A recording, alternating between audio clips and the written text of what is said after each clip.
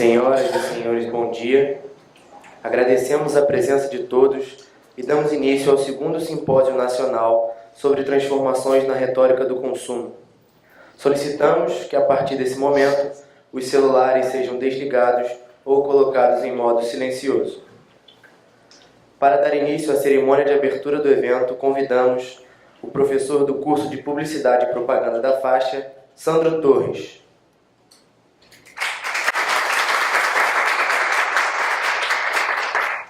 Em seguida, convidamos o coordenador do Grupo de Pesquisa em Retórica do Consumo, professor Dr. Guilherme Neri Atten.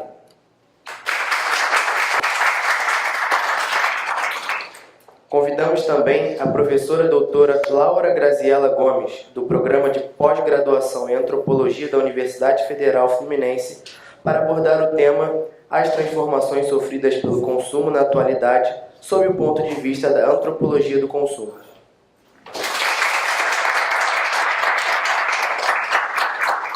Passamos a palavra ao professor Sandro Torres. Bom dia a todos. Estão me ouvindo bem? Sim, né? Que alegria estar aqui com vocês. A chuva atrapalhou um pouco a chegada. Rio de Janeiro não combina com chuva, isso já está cantado em verso e prosa, e a gente constata quando acontece. Bom, queria dar boas-vindas a todo mundo. Estou falando em nome do professor Paulo Alonso, que é diretor aqui da Faixa e que está numa viagem a trabalho, não pôde estar conosco. E acho que, traduzindo o sentimento que ele traria para vocês aqui, desejar que a gente tenha um dia produtivo, contente, bacana, fraterno, em que a gente possa trocar bastante conhecimento, bastante ideias, abrir a cabeça, olhar para o futuro e perceber melhor, pouquinho, pelo menos melhor, essas transformações na retórica do consumo, todas essas mudanças que implicam no mundo. E estou muito feliz pela adesão de todos ao simpósio.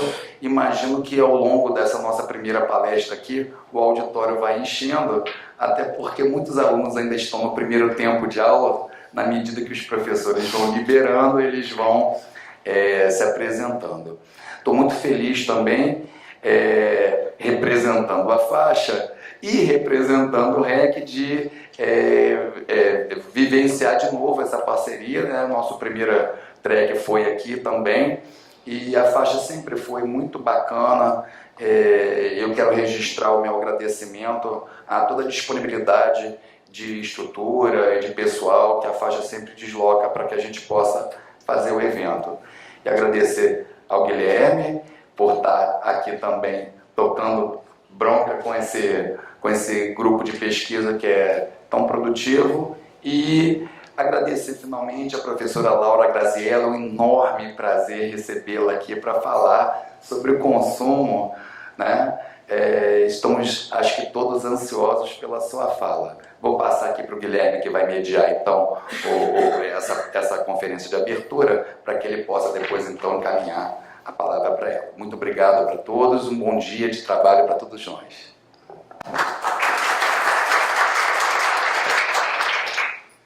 Obrigado, Sandro, muito bom dia. Primeiramente, vocês já sabem, né? Fora Temer. Em segundo lugar, eu gostaria de agradecer imensamente aos simposistas que apresentaram seus resumos e vão apresentar trabalhos nos GTs. Agradecer ao público também que se inscreveu, né? Passou dos 250 inscritos como ouvintes, enfim. E dizer da importância da inscrição do trabalho de vocês, porque esse ano a gente não contou com verba de agência de fomento. Então, toda a possibilidade de produção mínima do material aqui está sendo feita com o dinheiro das inscrições de vocês. Então, zero de dinheiro de agência, enfim. Eu queria agradecer, então, aos simposistas, ao público que se inscreveu também para participar, assistir e debater. Queria agradecer à Faixa, obviamente, depois você transmite, né, Sandro? A Faixa é uma universidade pela qual eu tenho um enorme carinho, porque eu me graduei aqui nela, em comunicação e publicidade. Depois de muitos anos a gente volta fazendo essa parceria, segundo track que a gente faz aqui. Queria agradecer a equipe do track também, do REC, que é o nosso grupo de pesquisa, que organiza o track, que é o evento. Especialmente Sandra, Daniela e a Débora, né, que fizeram parte dessa organização. O Sandro meio que maestro, né? Ele organizou praticamente tudo, enfim.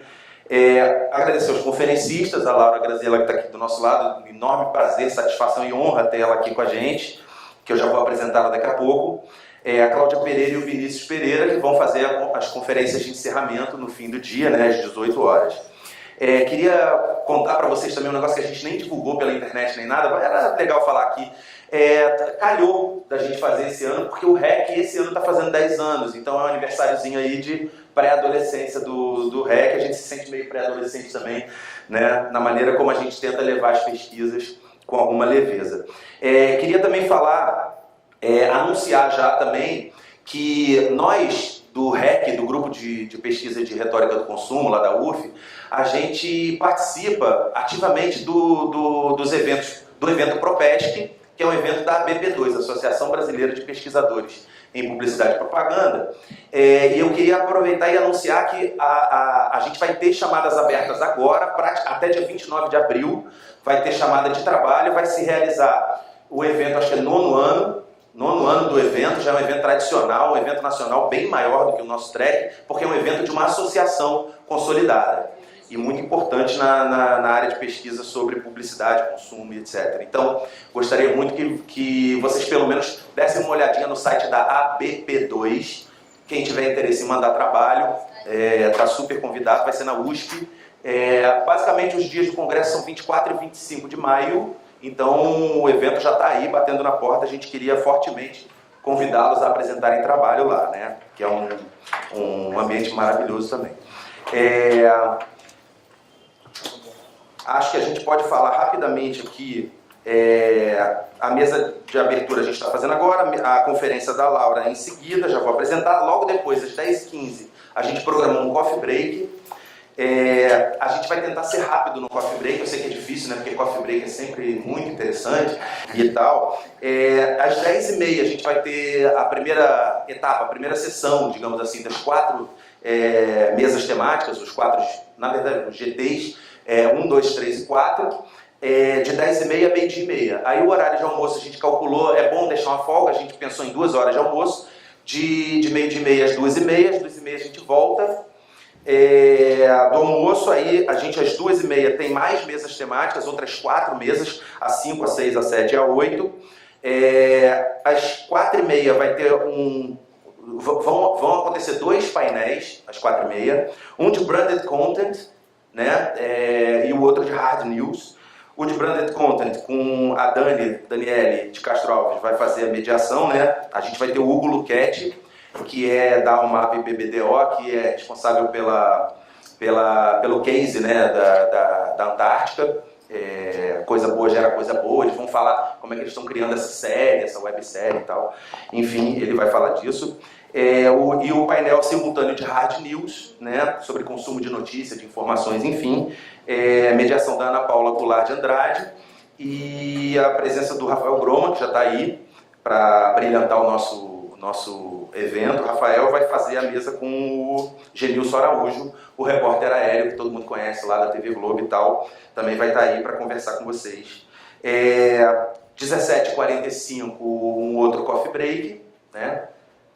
E a conferência de encerramento da Cláudia Pereira, da pós-graduação em comunicação da PUC, e do Vinícius Pereira, da pós-graduação em comunicação da UERJ, vão fazer uma fala de encerramento às 18 horas, que a gente calcula no máximo 20 horas deve estar terminando, aí depois a gente vai ter esse intervalo, esse gap aí, às 22 horas, a comemoração na Gafieira Elite, a Rua Frei Caneca, número 4, quem tiver interessado em ir para lá, é só apresentar o comprovante de inscrição na entrada, né?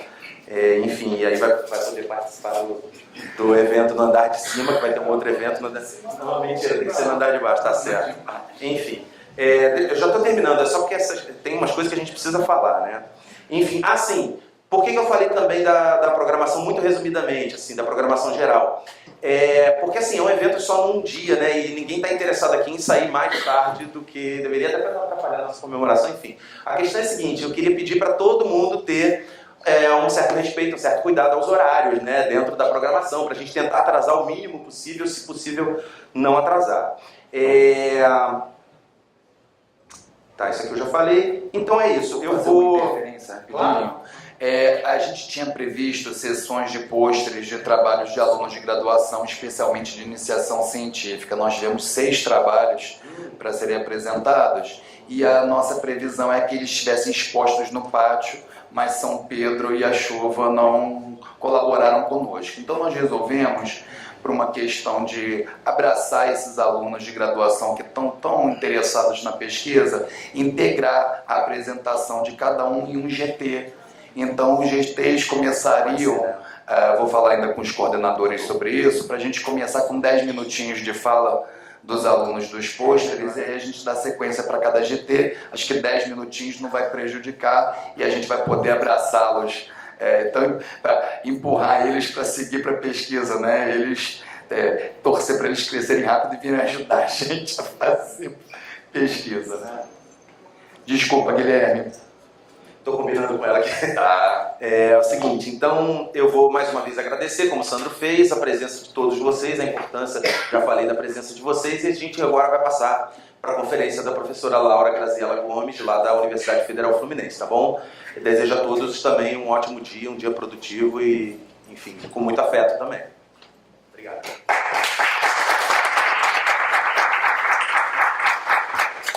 Eu esqueci de fazer a propaganda.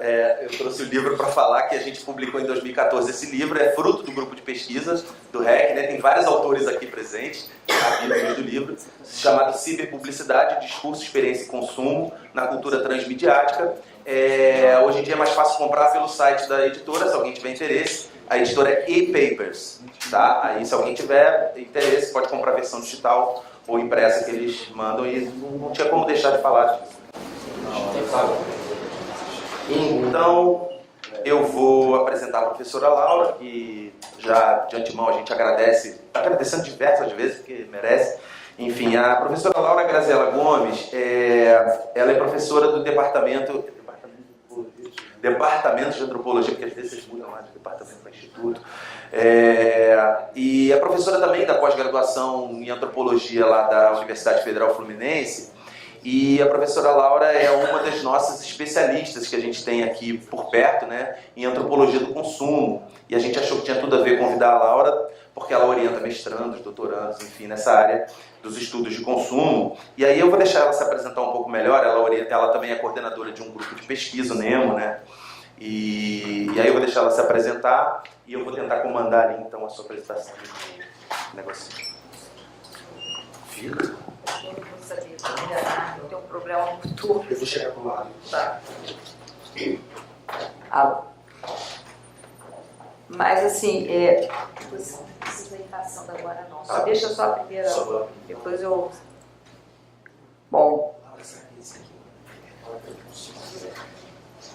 Não, não é esse não. Pode ser, é esse. Vamos ver. Se abre a imagem. É esse aí. Pode deixar essa frase, essa sentença, depois eu vou passando, se der tempo, porque tem só a imagem, não tem texto. Bom, então, antes de mais nada, bom dia, né, a todos e todas.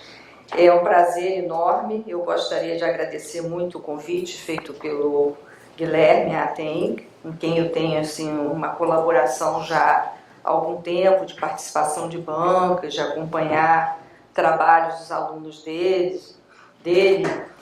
Acho que eu já participei de 2 bancas, né? Uma banca do Francisco. Exatamente. Então é um prazer enorme estar aqui e eu espero poder contribuir e trocar algumas experiências com vocês do ponto de vista da antropologia, né? E dessa linha de pesquisa que nós desenvolvemos na UF, que se chama Antropologia do Consumo. Quando o Guilherme me passou a ementa do evento, quando ele me fez o convite e passou a ementa do evento, eu comecei a pensar um pouco no que eu poderia trazer aqui para discutir, né?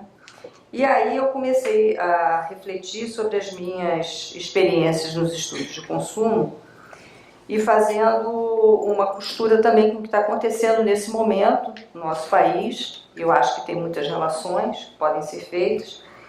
E também pensando um pouco na preparação que eu estou fazendo nesse momento do meu memorial para fins de progressão como professora titular da UF. E aí, até cheguei a comentar isso no carro agora de manhã, quer dizer, tem umas datas comemorativas, né, da minha trajetória, que em 2019 eu faço 40 anos de magistério superior, que eu acho que nesse país é alguma coisa significativa, só de magistério superior. Em 2018, esse ano, a gente completa 20 anos, que iniciamos, né, eu e a Lívia Barbosa, a linha de pesquisa do PPGA, Antropologia do Consumo. Quer dizer, nós inauguramos a nossa linha lá na pós-graduação, dando um primeiro curso na pós, que foi em 1998. Né? E foi um curso assim que, naquele momento, naquele contexto, especialmente no contexto da área de ciências sociais, aqui no Rio de Janeiro, pelo menos, é uma coisa que tem assim, um significado importante para nós. Então, eu vou fazer um pouco assim, como eu estou construindo esse memorial e como eu estou me reportando um pouco a minha experiência com essa área de estudos, eu vou me dar essa licença de pegar um pouco o evento para poder falar um pouco sobre isso. E vocês vão, no decorrer, eu espero que eu seja, digamos assim, clara, né, o suficiente para vocês entenderem as conexões que eu pretendo fazer mais para o final. Bom, eu fui introduzida aos estudos do consumo em 1975, na condição de pesquisadora do ENDEF. Eu acho importante falar sobre essa pesquisa, né? Estudo Nacional da Despesa Familiar, desenvolvida pelo IBGE e a FAO durante os anos de 74 e 75, que foi o ano em que houve a coleta de dados. Né? Ao mesmo tempo em que eu era estudante de Ciências Sociais na UF. Né? Eu acho importante contextualizar isso até por conta do momento político que nós estamos vivendo. Então, esse momento, porque eu vejo essas relações que eu já falei para vocês. O ENDEF foi uma pesquisa pioneira, porque foi a primeira pesquisa que abordou o consumo, o fenômeno do consumo, o consumo, né, digamos assim, como um problema central de administração e de segurança pública, para fins de execução de uma política de Estado, cujo objetivo político e econômico era a implementação de uma economia de mercado no país, baseada na urbanização, né, migração do campo para a cidade, inclusive, e do próprio consumo. Isso é interessante porque essas questões eu acho que elas têm uma continuidade. Eu vou tentar fazer essa conexão, não sei se eu vou ser bem sucedida, mas enfim, naquele momento foram cerca de 1.200 pesquisadores de campo que pesquisaram 70 mil domicílios selecionados em todo o país. Na época isso era uma amostragem muito significativo, né?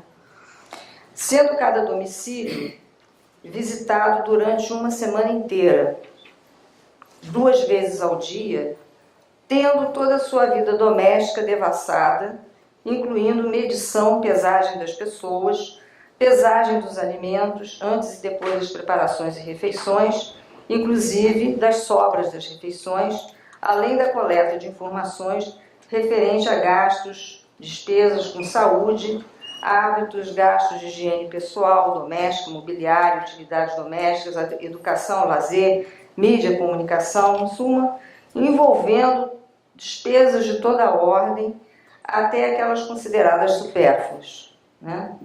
Isso do ponto de vista de quem estava planejando, quem planejou a pesquisa. Estas informações coletadas, elas eram anotadas num questionário com 60 páginas, então houve um treinamento intensivo, né, meses. O IBGE investiu num treinamento muito grande dos pesquisadores de campo, cada um para cada domicílio, quer dizer, cada domicílio pesquisado tinha um questionário, né, que tinha 60 páginas. de tabelas. Além dos dados quantitativos, havia também espaço em branco para se fazer observações escritas, livres, sobre aquele domicílio, a respeito de qualquer fato que despertasse a atenção dos pesquisadores. Além das anotações feitas nos cadernos, os pesquisadores foram também solicitados a enviarem 2 relatórios de campo mais detalhados, correspondentes aos 2 semestres da pesquisa de campo. Então, no final dos primeiros 6 meses, foram enviados esse relatório separado e no restante da pesquisa mais. Bom, vocês devem saber que nesse momento a gente estava sob uma ditadura militar, um regime militar, né? Uma pesquisa dessa, na magnitude que ela foi feita e da forma como ela foi feita, ela era uma pesquisa extremamente invasiva, né? Uma pesquisa toda 2 vezes por dia à sua casa, para fazer todo tipo de pergunta e pesar a coisa, ver, mexer e tal, saber tudo, da onde que você... isso, daquilo, quer dizer, então era uma pesquisa bastante, não é uma pesquisa que você possa fazer a qualquer momento, né? Diante da quantidade, da magnitude do material recebido, especialmente, e aí a gente tem que separar um pouco os dados quantitativos e os dados qualitativos, os coordenadores da pesquisa decidiram organizar um grupo especial de trabalho formado por ex-pesquisadores de campo, que haviam já completado as suas cotas, né, de domicílios, especialmente aqueles com formação superior, né? Então, nesse momento eu fui incluída também nesse grupo de trabalho. Então nós tínhamos cientistas sociais, pessoas formadas e formandas em ciências sociais. Em 1975 eu já estava mais ou menos no final do meu curso. Economia, geografia, nutrição, pedagogia, né? Ao todo foi formado um grupo composto por 10 pessoas, né? Então eu fazia parte desse grupo de 10 pessoas, um grupo seleto, e coube a este grupo a tarefa árdua de ler todo o material recebido, material qualitativo, né? Tantas observações que constavam nos cadernos de campo, como os relatórios que foram enviados. Então, coube a esse grupo ler esse material, classificar esse material e organizar esse material de forma que ele pudesse subsidiar, apoiar, né, as análises quantitativas. Porque vocês imaginam que um questionário com 60 páginas, cheio de informações, né, de dados, né, dessa ordem, 200 gramas de biscoito, comprou um chiclete na esquina, ou então um desodorante, coisas desse tipo mesmo.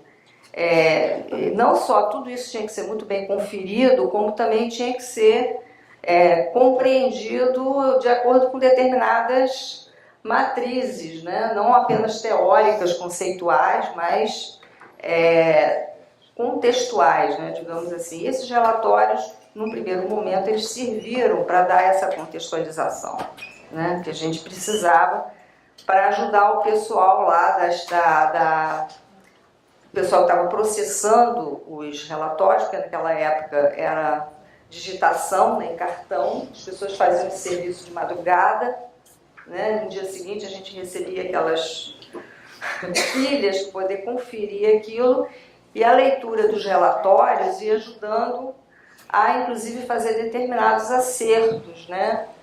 E muitas vezes essas conferências, né, redundavam em controvérsias, né? E aí uma das questões que eu gostaria de adiantar é como que o consumo ele é um campo fértil para controvérsias de todas as formas possíveis e imaginadas, né?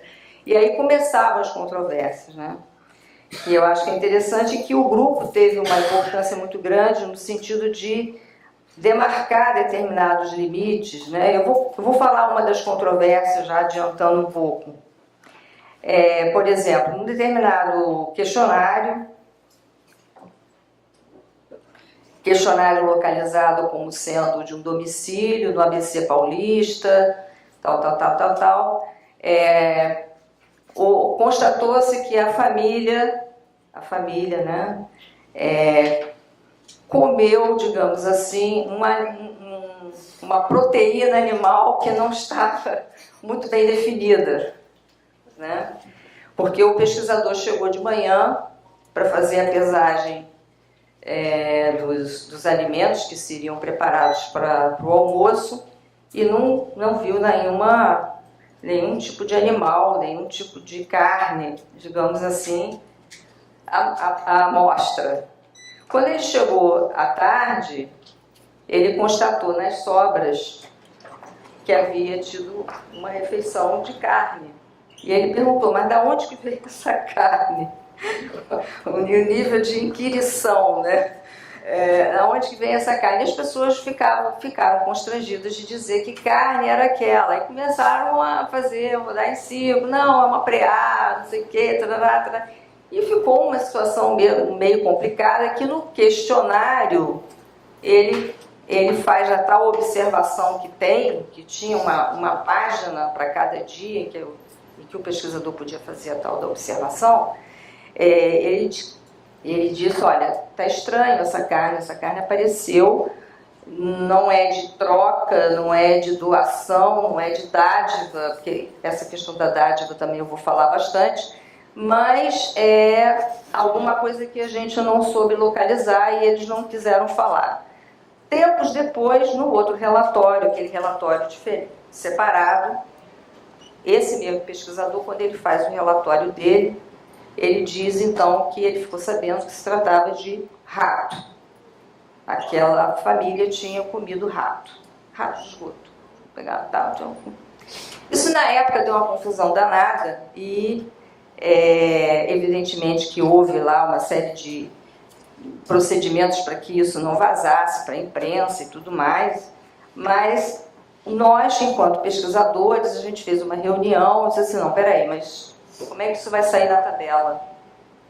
E aí a gente foi ter uma conversa com um pesquisador da FAO, com um coordenador da FAO, que veio exatamente com a seguinte questão da retórica, né? Eu acho que é interessante, da justificação, né? Para usar um termo até mais da sociologia pragmática, da justificação, não, mas é proteína animal. O que vai sair na tabela é quanto de proteína animal aquela família consumiu, ingeriu. Aí a gente começou, o pessoal da nutrição, da ciência, não pode. Vem cá, rato não é comida, não é alimento, não é comestível. Não está na categoria comida. Sociologicamente falando, antropologicamente falando, nós não comemos rato, da mesma maneira que os chineses não comem cachorro, etc, etc. Aí ficou uma confusão danada, né? E aí, enfim, tiveram que tirar esse questionário, né? Porque a gente achou que não podia, esse questionário não podia. Tinham que dizer que a família comeu rato, e tinha gente que estava comendo rato naquela época no ABC Paulista, ou então, enfim. Então a questão da controvérsia é isso que eu estou querendo mostrar, porque nós estamos vivendo um pouco isso. Eu estou falando isso porque nas imagens que eu trouxe tem a tal da ração do Dória, né? Que já deu uma grita danada, porque o pessoal com quem eu trabalho, ainda mais o pessoal que trabalha com alimentação, comida, isso já criou aí eu recebo aquelas assim, Laura, você está se lembrando do ENDEF, né? Está parecendo com o ENDEF. Né? Pois é, então a gente tem que discutir isso, o que é comida, o que não é comida, dizer que pobre não tem hábitos alimentares, essa coisa toda. Mas enfim, é tudo uma grande discussão, né? Então essa narrativa que eu fiz aqui, ela é importante para enfatizar um pouco essas questões que eu já adiantei e e algumas questões que durante a leitura e organização do material ficaram evidentes para nós, para mim especialmente, enquanto pesquisadora, né? E a primeira questão que ficou muito flagrante para mim naquele momento, embora eu ainda estivesse começando ali a minha vida de pesquisadora, era que o ENDEF, quer dizer, os dados disponíveis e coletados pelo ENDEF não mostravam uma sociedade onde a instituição mercado tivesse adquirido uma proeminência e excepcionalidade que o caracteriza nas economias modernas. Isso é uma coisa interessante, que foi exatamente quando eu comecei a pensar mais seriamente na discussão da antropologia econômica, nos debates que estavam ocorrendo naquela época entre economia e sociologia e tudo mais, que exatamente o ENDEF nos dizia claramente isso, né? Nós não somos modernos, nós não somos uma sociedade de mercado, não temos consumo no sentido moderno do termo, né? Então, da expressão, do conceito de consumo moderno. Então, isso era uma coisa que ficou muito clara para mim naquele momento. É verdade que na maioria dos logradouros pesquisados, especialmente rurais, haviam feiras, vendas, biroscas, quitandas, enfim, que compunham a paisagem rural, mas que estes lugares não desempenhavam funções econômicas apenas, muito pelo contrário, muitas vezes eram funções não econômicas, especialmente de sociabilidade e lazer.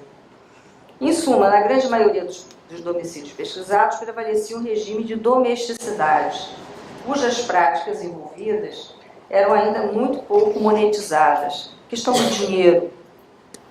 Aliás, isso era outro motivo de controvérsia constante, porque como eram economias e lógicas muito pouco monetizadas, o dinheiro não era visível, não aparecia dinheiro, aí os pesquisadores de campo achavam que todo mundo era miseravelmente pobre. Não tem dinheiro, todo mundo é pobre. Não compra, todo mundo é muito pobre. Então, nós tivemos assim, um dos nossos trabalhos na leitura desses relatórios, era exatamente avaliar também as representações dos pesquisadores de campo, né, para poder fazer filtros, né, porque era mesmo, não tem dinheiro, não compram tal coisa, identificar isso com uma questão relacionada à pobreza, quer dizer, qual era a representação, qual era a noção de pobreza em jogo, né? A maioria dos moradores desses domicílios pesquisados, especialmente no meio rural, não eram proprietários de terras, né, onde viviam. Muitos se consideravam, se autodeclaravam meeiros, poceiros, sitiantes, ou mesmo moradores, e a maior parte era de empregados ou subalternos de alguém, quer dizer, estavam agregados a algum grande proprietário, etc., em caráter formal ou informal. A grande maioria, quer dizer, não tinha nem carteira assinada, não tinha nada disso. Que é outra questão que a gente está vendo, e novamente nós estamos caminhando nessa direção novamente. Do ponto de vista empírico, isso equivalia a dizer que a maior parte das práticas de reprodução social, que eram objeto do interesse da pesquisa, aconteciam sem a participação do dinheiro, né, conforme eu disse, fato que deixava os pesquisadores bastante surpresos e desnorteados, porque diante da necessidade de se preencher uma tabela quantitativa, as tabelas quantitativas, envolvendo gastos e despesas, eles eram obrigados a fazer estimativas, conversões e precificações de situações, eventos que não eram de forma alguma monetizadas pelos moradores em questão e sequer eram passíveis de serem pensadas como tais. Isso é a coisa mais interessante. Eram os dois mundos, evidentemente, que nós tínhamos naquele momento. Neste caso, a pouca visibilidade do dinheiro era percebida, né, como pobreza, muitas vezes resultando na dificuldade de conseguirem avaliar adequadamente a realidade que tinham diante de si. Quer dizer, mesmo com todo o preparo que foi feito pelo IBGE, pela instituição, as pessoas realmente não estavam preparadas para enfrentar digamos assim, a diversidade sociológica que se colocava diante deles, né? O fato de terem de traduzir em termos monetários um conjunto de práticas para dar conta das informações contidas nas tabelas dos questionários, fazia com que não conseguisse capturar a lógica das formas de circulação de bens ou trocas praticadas que realmente aconteciam naquele contexto, né? Por exemplo, as lógicas baseadas na dádiva, né, na economia da dádiva, da reciprocidade ou mesmo das trocas diretas. Então, muitas vezes, quando conseguiam observá-las, essas práticas também eram confundidas com situações de pobreza e até miséria extrema. E isso era um fator também de estranhamento muito grande. Pois é, eles criam porcos e galinhas, mas eles não comem e não vendem. Mas aí, na verdade, esses animais, eles eram criados para circularem em contextos de trocas, por exemplo, pagamento de determinados serviços, como uma consulta médica, como uma dívida, como alguma coisa, porque não tinha dinheiro, não havia dinheiro. Então, o porco que era criado pela família era um patrimônio que serviria para pagamento de alguma coisa, né? Então não era comestível por causa disso. Ou então todos os sistemas classificatórios envolvidos, por exemplo, tem situações engraçadas, né, que a gente ria muito, né, do pesquisador chegar lá e o morador dizer que estava passando fome, passando necessidades e tudo mais, e aí o pesquisador olhava assim, tinha uma plantação grande de abóbora.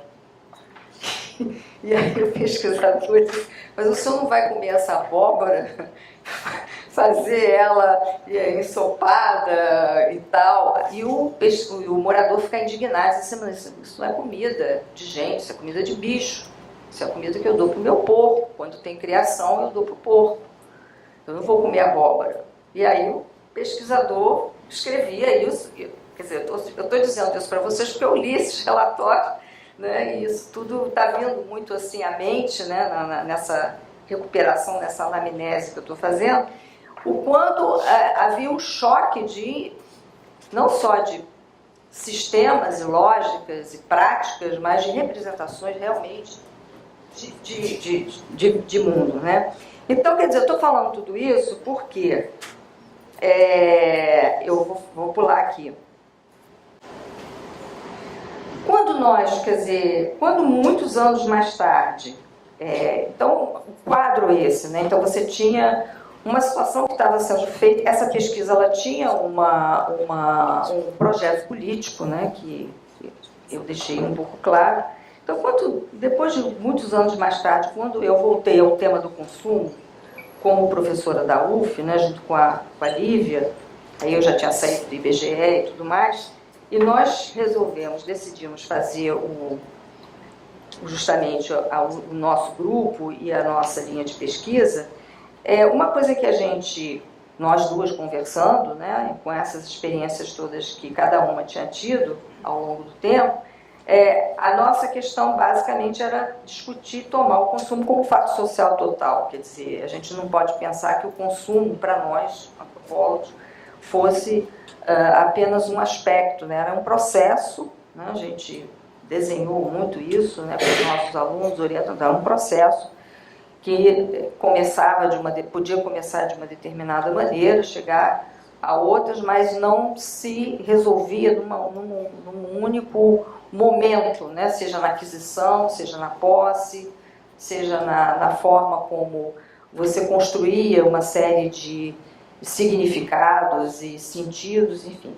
Então, a gente procurou juntar essas experiências e trabalhando muito com a literatura clássica, digamos, da antropologia, né? Eu me lembro que a nossa primeira bibliografia entrou muito Malinowski, Marcel Mauss, o Evans Pritchard, cada um desses autores falando, né, sobre um aspecto da troca, da circulação de bens nas sociedades primitivas, as sociedades mais simples, né? O Weber, o Zimmel, o Polanyi, que foi um autor muito importante para nós o tempo todo, e também na literatura mais contemporânea, que naquela época, em 1998, já no início dos anos XXI, a gente começava a ter já uma literatura sobre consumo, pelo menos de ciências sociais, mais fácil, mais acessível. Algumas delas já traduzidas em português, como o Marshall Salins, o Colin Campbell, a Mary Douglas, o Pierre Bourdieu, a Distinção, o Daniel Miller, o livro do Appadurai, que nós, inclusive, editamos lá na Eduf, e outros autores mais recentes, como o próprio Latour, a Viviana Zelzer, enfim, vários autores com os quais a gente vem trabalhando. A ideia era saber em que sentido e direção ocorreram mudanças no Brasil, quer dizer, dos anos 70, né, para essa época que a gente estava trabalhando, quais foram as mudanças que ocorreram no Brasil a partir do momento em que ele passou a ser uma sociedade de consumo, né? Porque toda a trajetória da Lívia, antes dela entrar na questão do consumo, foi trabalhando com organizações e cultura de negócios, né, no Brasil, né? E ela, inclusive, ela passa dessa área para o consumo, né? Então ela estava muito preocupada com essa questão da cultura organizacional, da cultura empresarial, etc, etc, quando ela começou a estudar a questão do consumo. Então, como é que se deu essa mudança, né? Como é que aconteceu isso, tendo em vista essas questões que eu apontei antes, né? E que foram tão bem demonstradas na pesquisa do ENDEC?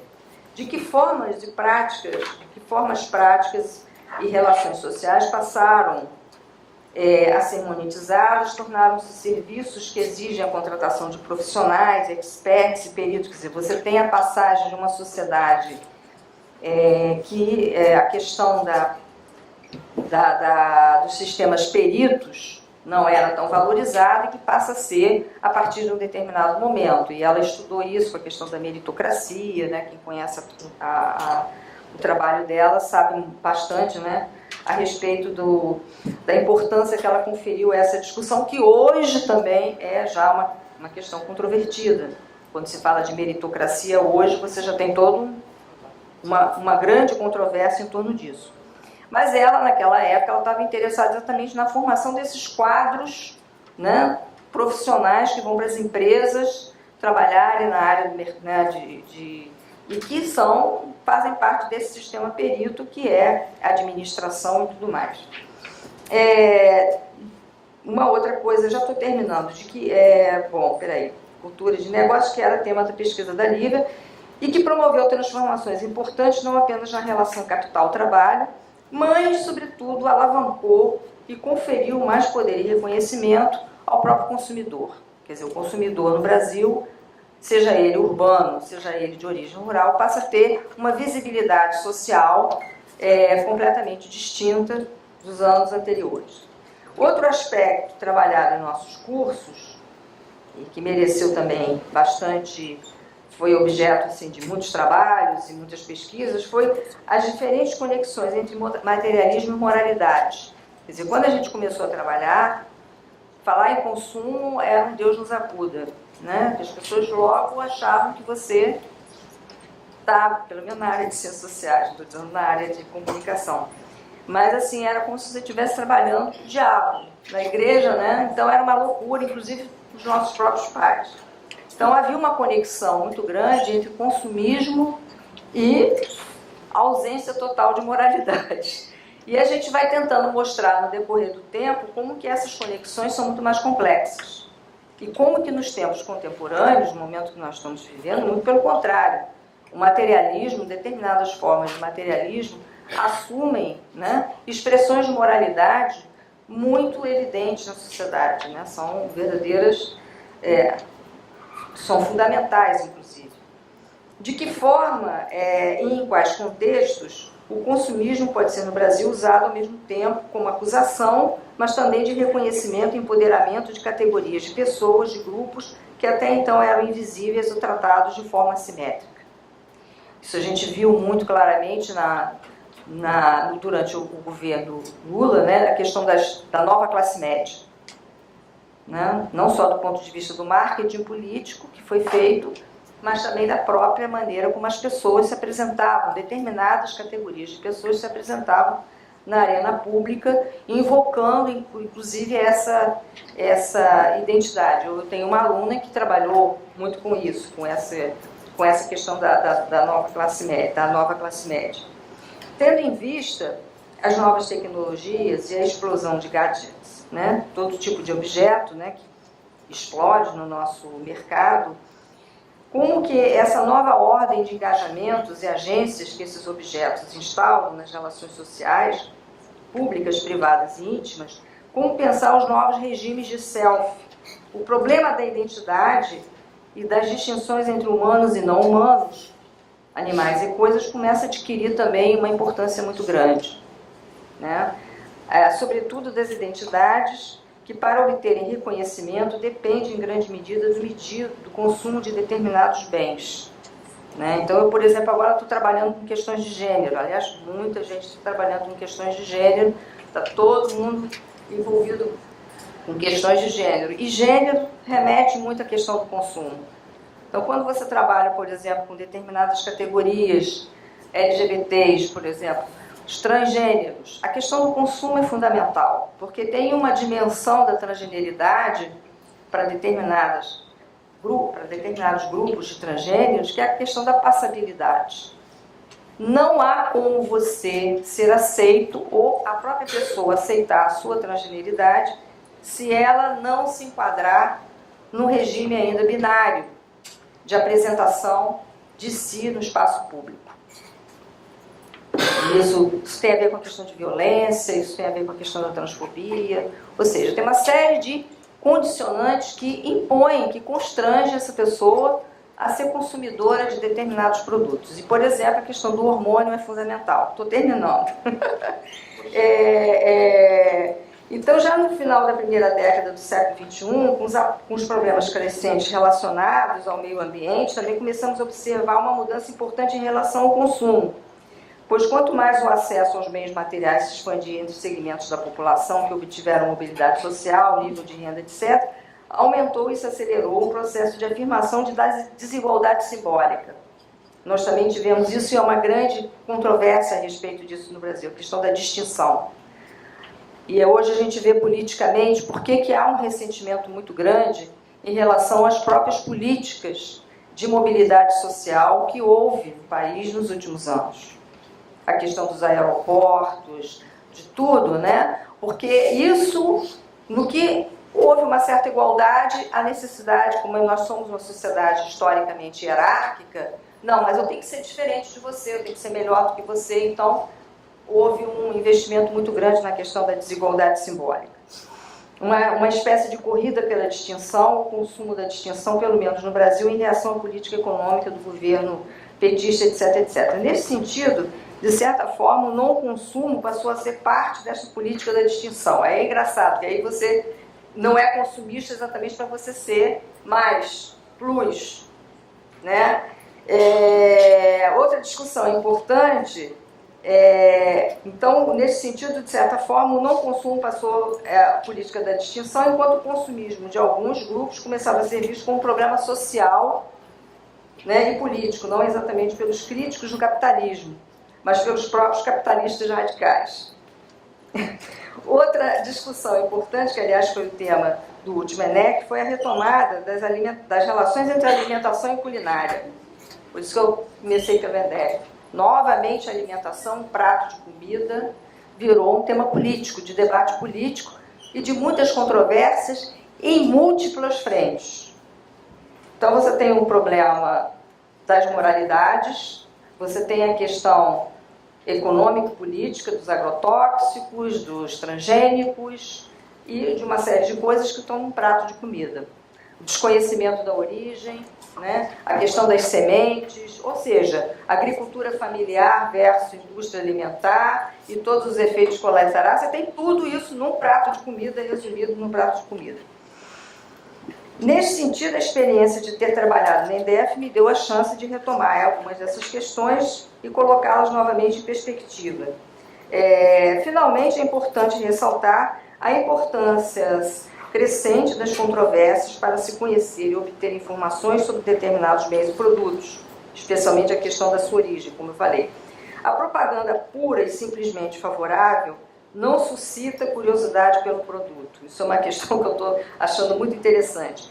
Enquanto a sua politização, sim, interessa bastante. Então, eu acho que hoje faz parte da necessidade de um determinado tipo de marketing provocar um determinado tipo de controvérsia. Em certo sentido, ser consumidor tem se revelado para alguns como um contexto e pretexto de militância.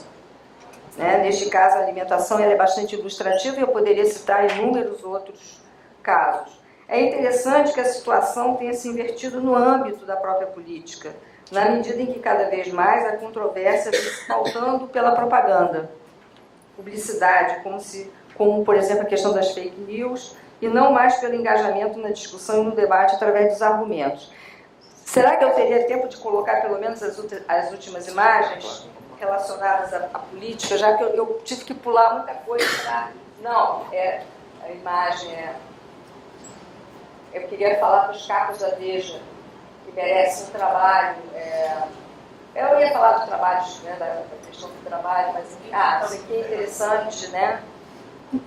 Tem a ver com a retórica aí, né? A questão das montagens que estão sendo feitas nos jornais, né? Quer dizer, são jornais, quer dizer, é notícia, em princípio são notícias da esfera da política, né? Do mundo da política. E aí, E aí as capas. Que eu acho assim, eu acho que essas capas todas têm que ser estudadas, né? Milimetricamente, independentemente da nossa militância, visão, né? Mas enfim. Pode? E essa daqui que eu acho absolutamente fantástica, porque não precisa dizer nada. Tá aí, né? Enfim, gente, eu agradeço, enfim, fica aí para os debates, se houver coisa. Muito obrigada.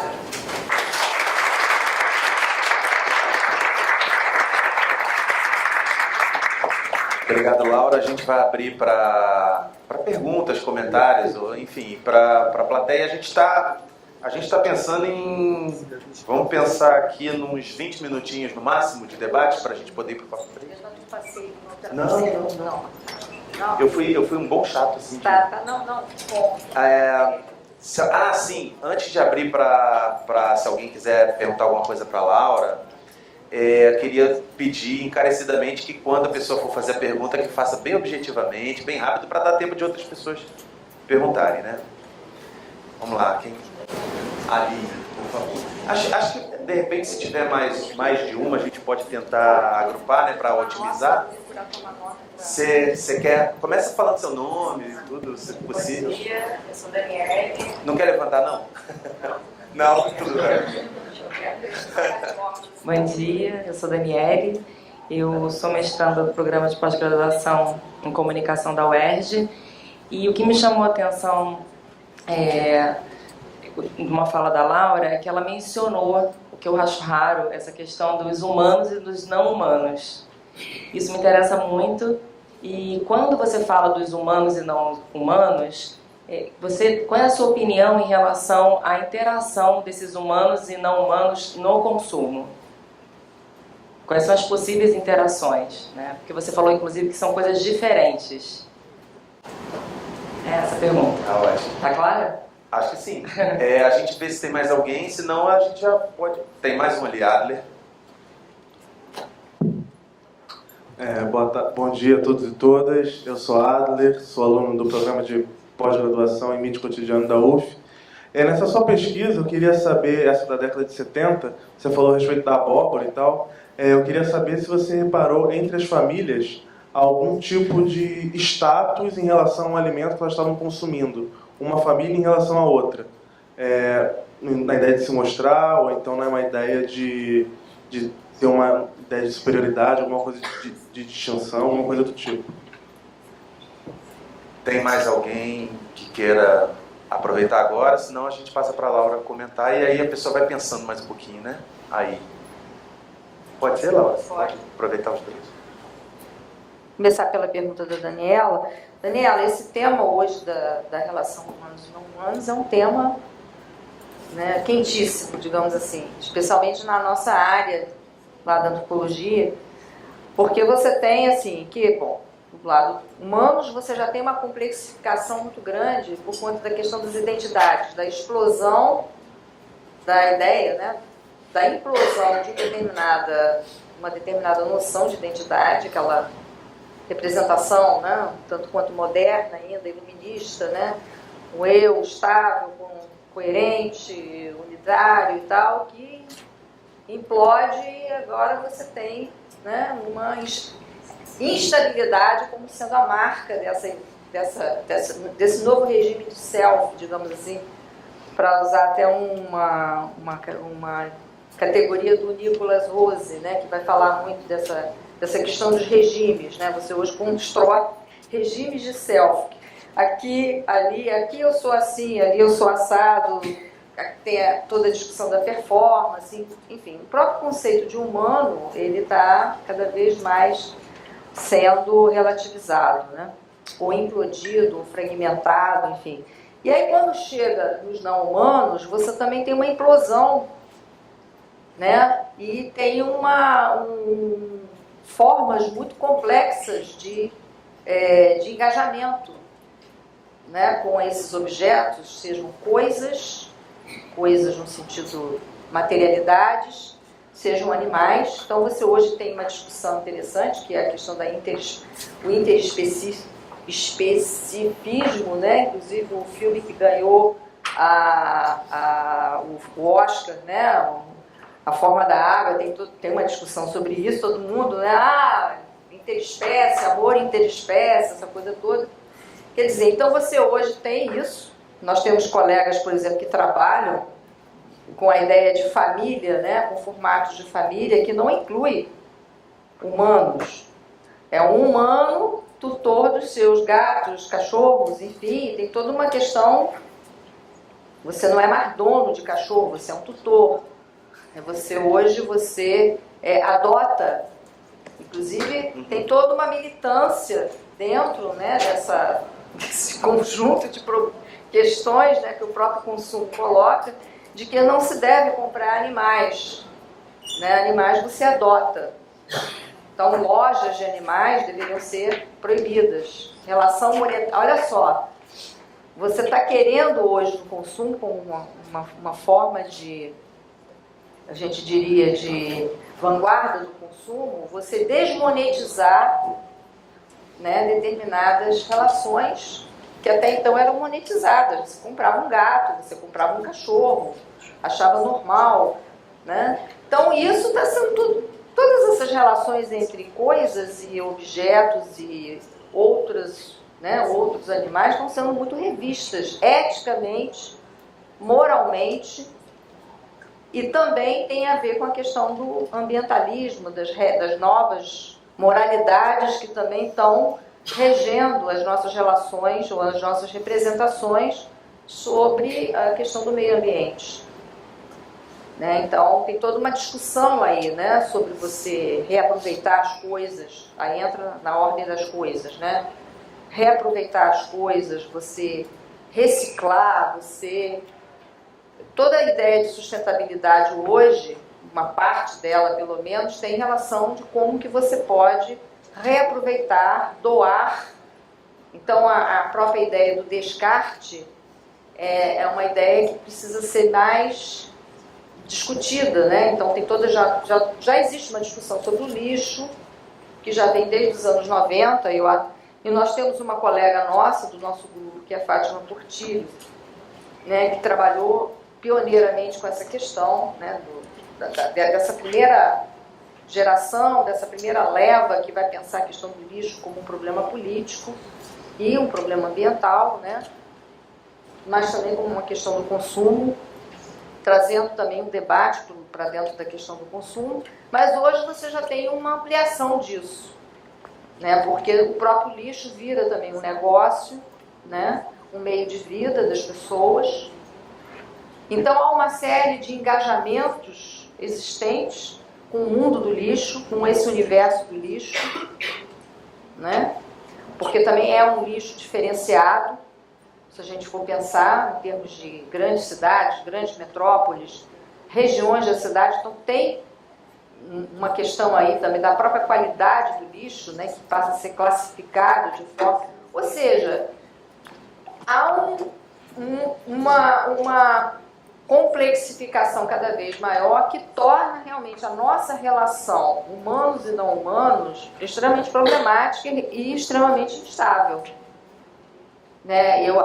Eu acho assim, que a gente vive crises, uma crise atrás da outra, né? Porque você tem uma crise por conta do seu cachorro, como é que você vai fazer com ele, porque ele está doente, precisa de tratamento, tem sentimento, ou seja, você tem, além de ter problema com o filho, você tem que incorporar outros elementos, né, que eu acho que começam a fazer uma pauta muito grande, né, de cuidados. Eu acho que tem a questão do cuidado. A gente vive também numa sociedade em que o problema do cuidado é complicado porque, tradicionalmente, ele está no registro da dádiva, da domesticidade. Numa sociedade tradicional, o cuidado, pessoas doentes, pessoas idosas, criança, animais, é como um dado da vida doméstica. Só que no mundo contemporâneo não é mais assim, é um serviço. E o cuidado vem sendo cada vez mais precificado, monetizado, profissionalizado. A Viviana Zelzer trabalha muito com isso. Ela tem aquele trabalho sobre a economia da intimidade. Né? Como é que você faz cada vez mais numa sociedade em que você não tem mais a família como suporte que você tinha, né, tradicionalmente, que é o que acontece muito nessa época aí dos anos 70, em que a família ainda era o grande, pelo menos no contexto rural. Então, eu acho assim, não tem nenhuma resposta para te dar.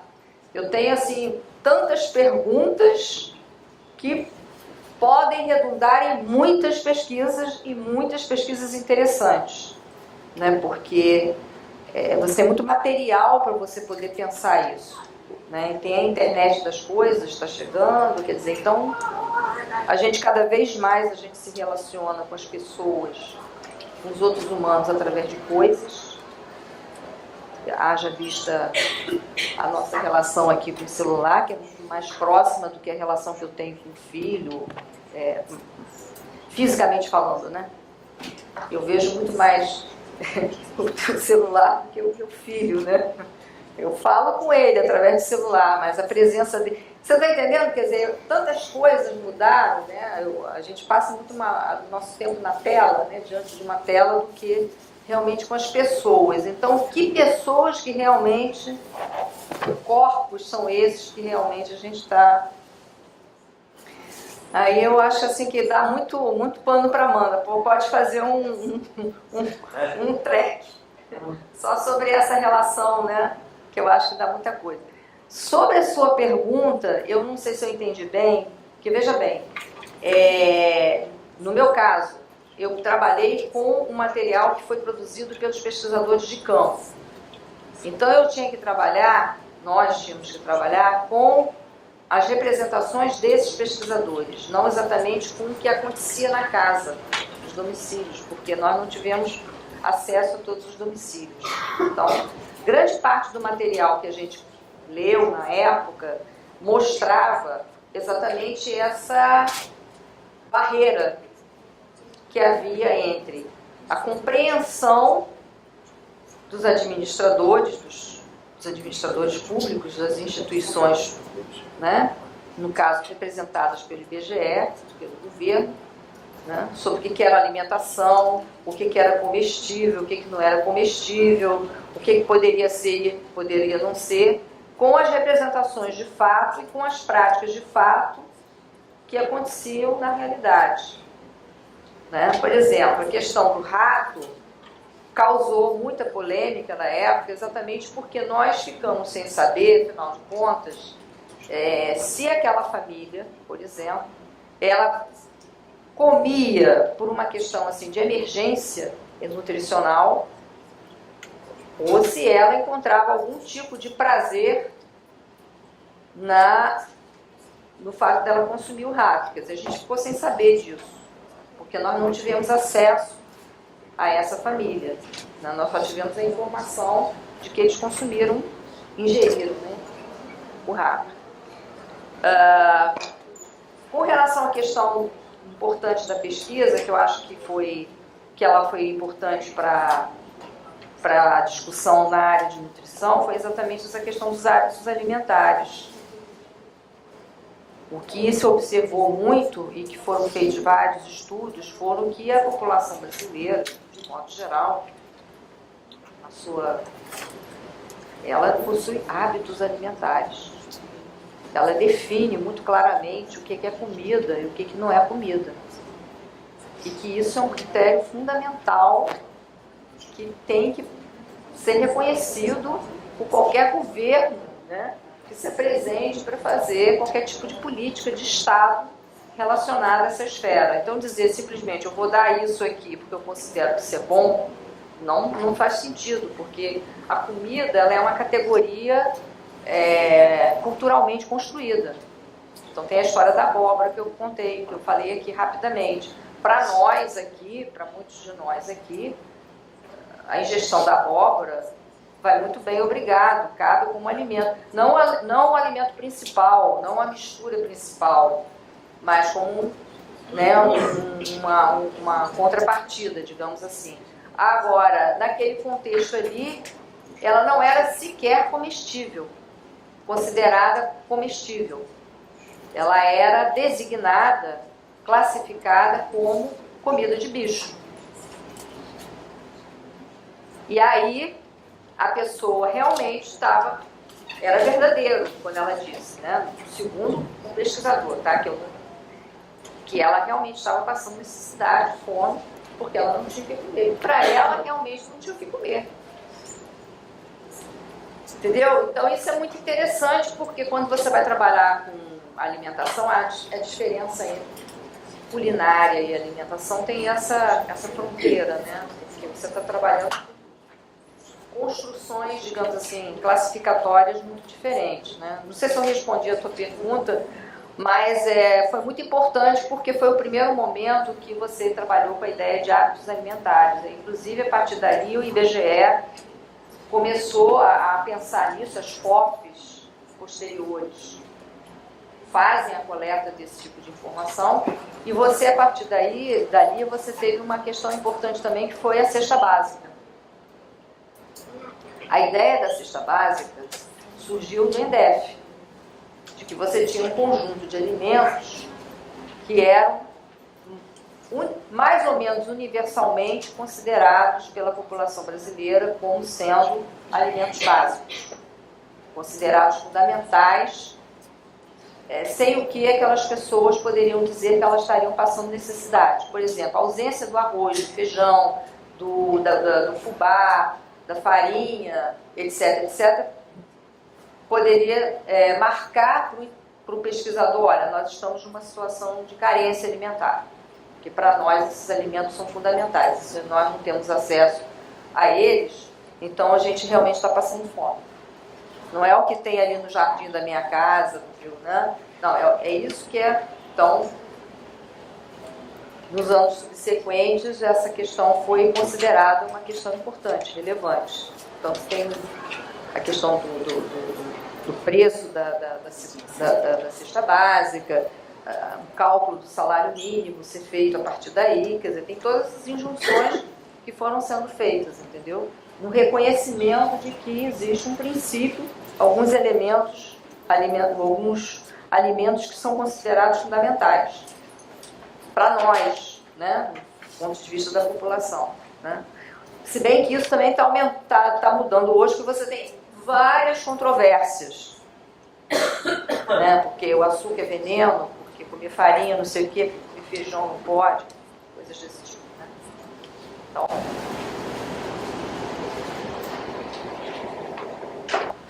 mais alguém ou a gente já parte? Acho que o povo está tímido. Jorge. Aí, Jorge.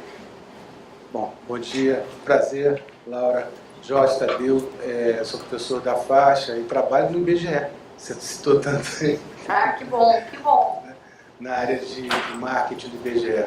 Aproveitando essa palavra marketing, eu queria te fazer uma pergunta que talvez vai ser um pouco difícil de fazer, que talvez não dê tempo de responder, mas eu gostaria que você sinalizasse alguma coisa com relação a isso, e acho que é do interesse do alunado também isso. A gente tem hoje um curso de comunicação muito estruturado, com base em agência, mercado e tal, etc, etc.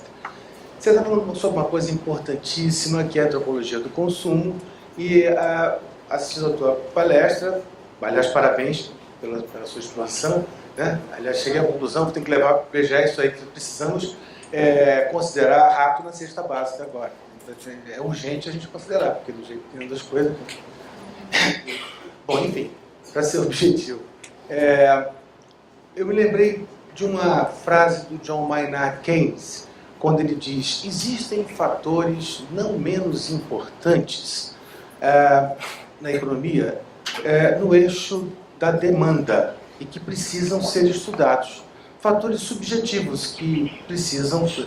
O que acontece hoje é que esses fatores subjetivos, né, que não pertenciam a uma certa econometria, então passam a ser os fatores mais importantes, né, da economia, que já não estão a ser estudados, que já não estão na economia, que passaram a ser estudados ao longo do pós-guerra, né, na área de administração, que tem uma embalagem chamada marketing, né, a ser estudados por marketing. A minha curiosidade é a seguinte: hoje a antropologia do consumo, trabalhando com a sociologia, com a filosofia, com a psicologia, oferece uma compreensão do consumo e uma compreensão de mundo muito profunda, muito conceitual, né, e que interessa a esse marketing, né? E esse marketing corre em paralelo, né, atrelado à administração e tal, e existem algumas trocas, né? Você vai ver a Santa Ela dando uma palestra para uma agência de publicidade, ou fazendo freelance para agência de publicidade. Minha curiosidade é o seguinte: como é que você acha que vai ser o futuro de trocas entre área mercadológica, viés norte-americano, aquele viés pós-guerra, da comunicação de massa, da cultura de massa, com os estudos antropológicos do consumo, que tem um outro viés, né? E que estão mais atrelados, tem a sua vamos dizer assim, a sua centro de gravidade na pesquisa, na academia e tal. O outro lado tem o centro de gravidade na empresa, nas marcas, no business, no sistema financeiro, etc, etc. Você entendeu a pergunta? Que talvez eu não tenha conseguido formular bem. Mas isso é uma questão permanente da antropologia, né? Exato. A relação entre o mercado e os consumidores, né? Como que o mercado pensa o consumidor e como que os consumidores também reagem ao mercado. E hoje isso é um campo fertilíssimo. E nós estamos cheios também de controvérsias a respeito, né? O Michel Dissertot, por exemplo, que é um historiador, antropólogo, escreveu um pouco sobre o consumo, né? Ele sempre fala muito dessa palavra, né? Existe mais. Ele falava muito dessa relação entre estratégias, as empresas fazem as suas estratégias e os consumidores elaboram suas táticas, né? O Apadurai também vai falar muito sobre isso, né? Eu acho que tem quando vai discutir, outros autores também, né? O mercado tem sempre a propensão, e o projeto do mercado a utopia do mercado é realizar uma comoditização total da realidade, inclusive da subjetividade, que é o caminho final, é capturar a nossa subjetividade. As redes sociais, inclusive, estão cumprindo essa tarefa muito bem, né? Através dos algoritmos, dos big data, a gente começa a ver que existem várias formas de capturar no like, no emoticon que você usa, né? Quer dizer, a empresa ali está vendo quem é você através não do seu discurso explícito, né? Mas das suas atitudes emotivas estão ali consignadas nos bonequinhos que você está usando, nos sinaizinhos que você utiliza e tudo mais. Mas, por outro lado, ele também fala a respeito da vocação, digamos assim. Se a gente aposta no conceito de cultura, e veja bem, o conceito de cultura, no contexto da antropologia, ele é anglo-saxão. Ele não é francês, não. Não é exatamente iluminista. Né? A cultura ela tem uma pegada romântica, anglo-saxã. Então, no conceito de cultura, você tem uma vocação que é antagônica a essa vocação apontada no mercado. Ela está sempre puxando para a singularização. Né? Isso que eu acho que é interessante. E no Brasil, que eu não quis me estender muito sobre essa discussão, mas é uma discussão interessante, quer dizer, quando você, num determinado momento, recente até da nossa vida política nacional, você teve uma relativa mobilidade social, né, uma relativa mobilidade social em que você aumentou a capacidade de consumo de determinadas categorias de pessoas, né, o consumo que a gente poderia dizer de bens supérfluos, enfim, etc, etc. Isso incomodou demais a sociedade brasileira, causou um transtorno. E eu acho que parte do ressentimento que hoje nós temos de uma classe média, né? O Gessé Souza tem tratado sobre isso, uma Gessé Souza de uma classe média estabelecida e que se considerava um topo, né, da pirâmide social, é exatamente ter tido que lidar com essa igualdade. Quer dizer, embora num discurso político brasileiro a gente esteja sempre falando de um desejo de igualdade, da necessidade da igualdade, a gente elogia isso, inclusive, quando a gente viaja, né, o igualitarismo, né, das sociedades já não é mais assim, mas, enfim, a nossa percepção. Isso incomodou de tal maneira que é o que eu falei naquele momento que eu não pude desenvolver aqui, mas que dá um desenvolvimento muito bom, de como que você começou a apostar nas práticas de distinção, quer dizer, cada vez mais a gourmetização. Tem aqui no PowerPoint que eu fiz, tem um texto muito interessante da gourmetização do capitalismo, o capitalismo gourmet. Então tudo passou, num determinado momento, a ser gourmetizado. Né? Quer dizer, por isso que, mais uma vez, a questão da culinária é uma referência importante. Porque se você começa a falar do azeite de oliva, daquela azeitona que foi plantada na terra tal, do não sei o quê, você começou a levar isso para esferas. O mercado foi se apropriando, né, disso de várias maneiras. Aí tem o lençol de 500 fios, que é melhor do que o lençol de 200 fios. Eu não me lembro assim de perceber no meu corpo, mas evidentemente que existem pessoas que vão dizer que é bem diferente, né? Tudo. Questão, aí isso foi para... Então eu acho que tem essa questão da singularização que você vai buscar, sim, de todas as formas, seja de uma forma ou de outra, seja pelo canal mais objetivo, do marketing visível, né, através das próprias materialidades, mas também pela forma subjetiva. Aliás, o consumismo moderno, no texto do Colin Campbell, que eu cito muito, e é um livro assim, que eu dou como livro didático mesmo, os meus alunos têm que ler o Campbell de A a Z para a gente poder começar a discutir seriamente sobre consumo e consumismo moderno. Essa questão do hedonismo elusivo é fundamental, é o start do consumismo moderno, que não é mais a mesma coisa do consumismo pós-moderno, contemporâneo, tudo mais, tem outras variáveis que entram em cena, mas isso que você colocou essa subjetividade era fundamental. Agora, o mercado está tentando capturar isso desesperadamente.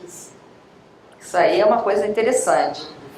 Eu tava, quando eu estava pensando desculpa, eu sei que você está com uma pressa, né? Mas olha só, quando eu estava pensando aqui eu tenho um material muito grande, eu faço pesquisa na internet o tempo todo. Eu estava pensando em trabalhar com uma publicidade que me chamou a atenção. Vocês estavam falando aí de alguma coisa que me fez lembrar. É a publicidade de uma churrasqueira, uma marca de churrasqueira que invoca a questão da tradição. Gente, eu não estou sabendo agora o nome da coisa, mas é impressionante, porque ela fez uma campanha tão perfeita, entra a história em quadrinhos, entra personagem, é uma marca de... Tramontina, exatamente. Quem conhece essa campanha e já analisou o material iconográfico é absolutamente fantástico, como que eles entram e capturam um certo nível, essa questão da distinção, retomando a questão da tradição, né? E tem uma questão de gênero também muito forte, mas de uma forma sutil, que não seja de uma forma ostensiva, né? Para não ferir as suscetibilidades. Mas é um negócio impressionante, eu fiquei assim apaixonada pela campanha como objeto de estudo. Então você percebe que há um esforço muito grande, um empenho, né? Uma verdadeira corrida nesse sentido, né? De capturar essas subjetividades, né? Então é o que eu posso dizer isso. Gente, a gente agradece mais uma vez a Laura. Oi? Bom, a gente vai passar... Você sabe dizer onde que vai ser o coffee break? Onde já está montado? Agradecemos então também, aproveitar para agradecer em nome da faixa também a professora Laura. Você vê que o engarrafamento foi se desfazendo, as pessoas foram chegando, né? Agora está mais feliz ver. Enfim, nós vamos ter um breakzinho agora.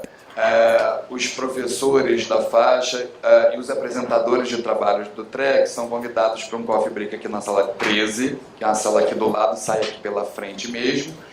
Para o resto do pessoal, a gente vai dar um breakzinho, um intervalozinho. E às 10h30, acho que não vai ser muito pouco tempo, acho que 10h45 a gente começa as apresentações nas mesas temáticas.